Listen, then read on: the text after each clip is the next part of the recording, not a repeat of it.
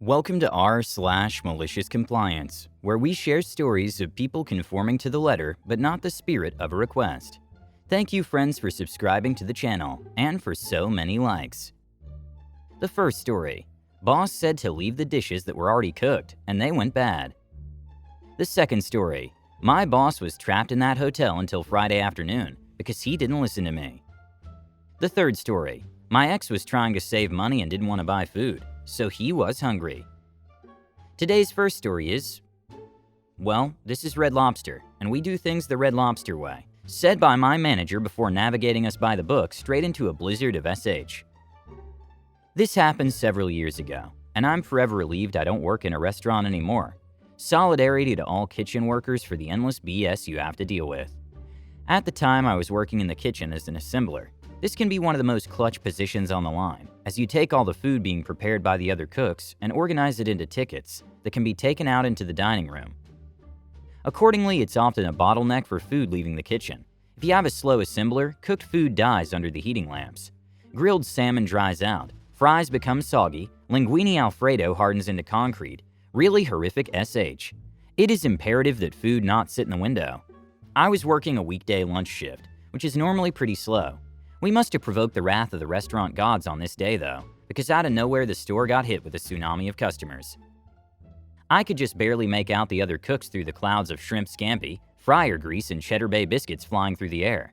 I knew the SH blizzard was headed my direction and began putting empty plates up in the window, with the shape of each ticket that was about to leave the kitchen, a technique I had learned to help survive BS like this.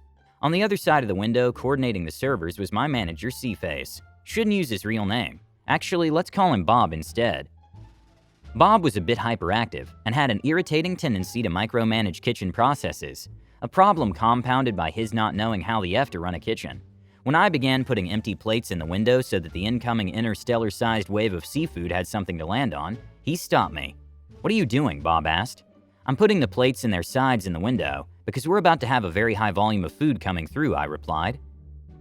"Well, this is Red Lobster, and here we do things the Red Lobster way. We plate the food when the food is ready, and we don't put sides on early."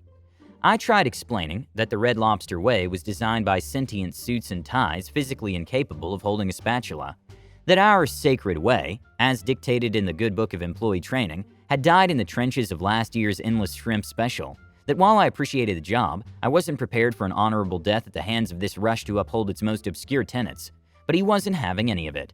Bob insisted that I take the plates out of the window and only pass him plates and tickets that were 100% completed. Knowing full well that Bob was flying us by the book into a storm of SH, I put on a feces-resistant raincoat, rubbed some Vicks under my nose, and braced for impact.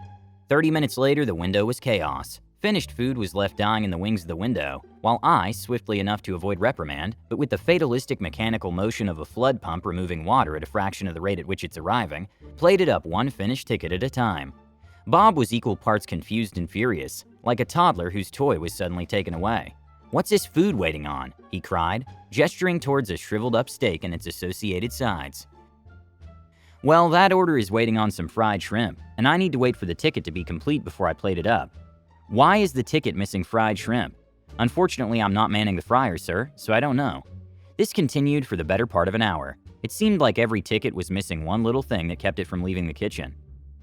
After the rush had passed and I was dumping its precipitated, Bob approached me with a twitchy, nervous energy. Well, that or a hyper-caffeinated, insecure manager who needed to assert his dominance over the unpaid crew of some bunk-A seafood restaurant.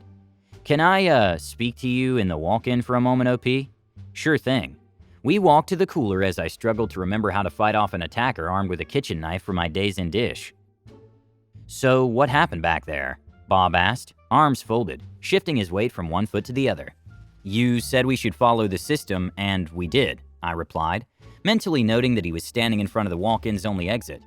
"But there were a lot of missed items on those tickets. We had food dying in the window." "I saw it, yeah. It was pretty bad." "So why was the food missing?" "I don't know. I wasn't cooking the food, I was assembling it. I'm the assembler."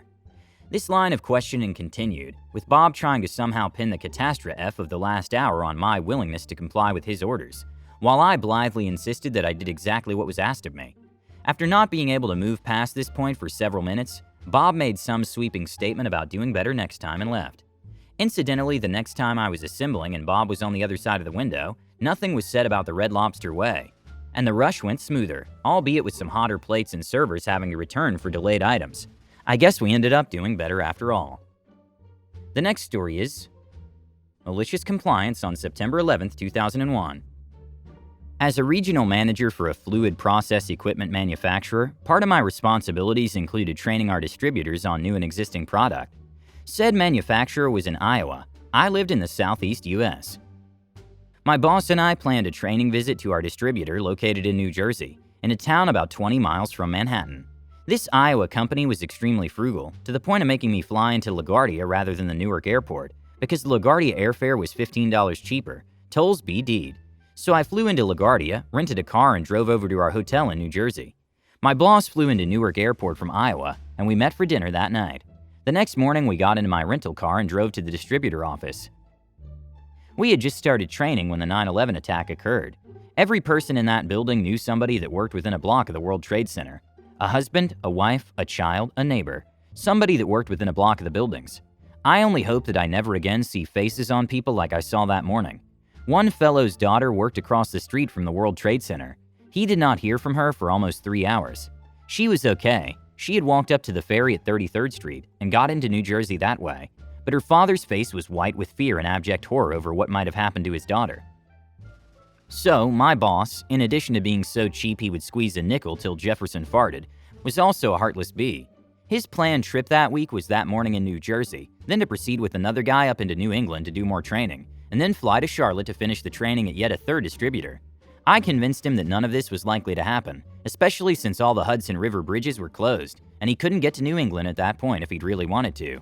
I convinced him to get in the rental car with me and we would start making our way to the west. In this company's weird thinking, the account manager responsible for the Charlotte distributor was a good man from Philadelphia. And when I say from Philadelphia, he was 100% Philadelphia and everything that goes with it. My cheap boss, too cheap for his own mobile phone despite being the vice president of sales for the Americas, used my cell phone to call Joe from Philadelphia and to arrange for Joe to meet us someplace so he could proceed to Charlotte with Joe and do this training. This is where the heartless bee part really showed itself, where all he could think of was this BS training, and not what had just happened that morning. Joe, being from Philadelphia, told my boss in no uncertain and very colorful terms what he could do with this idea. Joe was in his car and driving home to Philadelphia to be with his family. My boss could go fornicate himself, and that was the end of that discussion. My thought was to proceed to Harrisburg and then turn south on 81, the idea being to get a hotel somewhere south. Winchester, VA was my plan. We'd get the car and me home, and then he could take the car back to Iowa. We tried to find him a rental car that he could drive to Iowa around Harrisburg. Of course, there were none to be had. The only thing available was a one-way U-Haul rental for almost $600. This is the point where him being a miserable cheapskate kicks in. He simply wasn't going to spend that kind of money. The radio was also saying that the films were going to resume midday on Wednesday, and he latched onto that. This is where the malicious compliance comes in. He said that rather than go with me farther south to go back to Iowa, that I leave him at a Best Western hotel right off of the Pennsylvania Turnpike at the Susquehanna River. Back then, the only thing at that exit besides the hotel were 2 fast food joints and 2 convenience stores. I tried to talk him out of this idea, but he insisted. At that point, I said, screw it. You chose this bed, you lie in it. I left him at the tired-looking Best Western and headed south toward my home. My boss was trapped in that hotel until Friday afternoon, when a rental car in the area finally became available at the money he was willing to spend. He got home at 2 a.m. Saturday morning. The last story is, so you think you can feed a family on $150 per month? Several years ago, my ex-husband, our son, and I, pregnant, lived in a fairly well-off town. We weren't rich or even middle class at the time, more like upper low-class living in a low-class apartment. He thought he was good with money, but he really isn't. He has ideas because his dad is an accountant, but he had no actual practical knowledge. I knew we were on a budget, and for the most part agreed to keeping down the cost of most of the expenses. The only exception in my eyes was the food budget. I would try to spend $600 a month on food for the 3.5 of us, and this was still what I had considered on the low end. For example, friends of ours, just a couple with no dependents, would spend about $800 to $900 on groceries, while my ex-in-laws would spend $1,200 to $1,500 on groceries for 3 to 4 people. We had a young child and a baby on the way. Cutting food out wasn't an option. Kid is hungry, kid needs to eat. As a pregnant woman, I did eat for my child and I, but I didn't splurge on treats for my cravings. I knew we had bills to pay, and that my financially and ex-husband would be upset if I ate away our food budget due to a craving.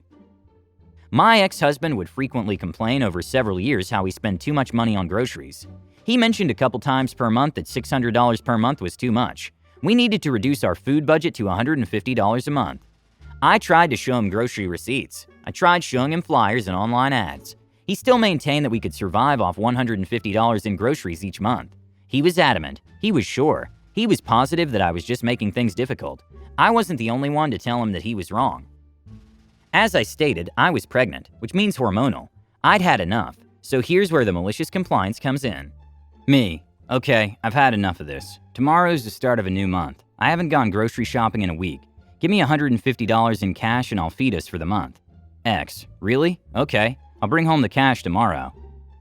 I spent the rest of the evening searching for every single coupon I could find. Fun facts, Americans have this system where if you spend a coupon at certain grocery stores, you could buy an item for 10 to 50 cents. However, we don't live in the US. Our coupons pale in comparison. I searched for all the deals. I wrote down a list of items we needed, what store had them for what price, and noted if I had a coupon or not.